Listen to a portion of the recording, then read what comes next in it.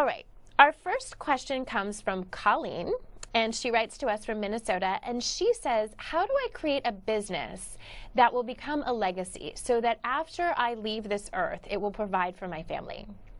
Colleen, this is such a great question.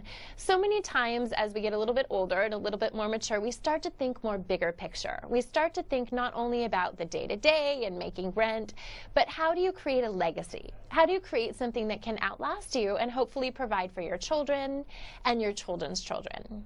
So the advice that I give to you is some that was given to me by a very powerful mentor, and that is to always start with the end in mind. So Colleen, first figure out exactly what type of business you want to create. What does it look like? What type of revenues? What type of impact do you want to make on the world? What type of contribution?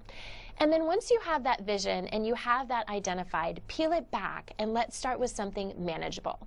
I call this chunking down. That's a technique I learned when I worked with Tony Robbins, and he would talk about chunking different pieces of information.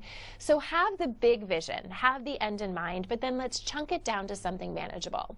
So looking just 1 year out, what needs to happen? You have manageable pieces that you can execute on that are going to help you constantly move towards that goal. Thank you so much for writing in, Colleen, and we wish you the best of luck on your legacy project.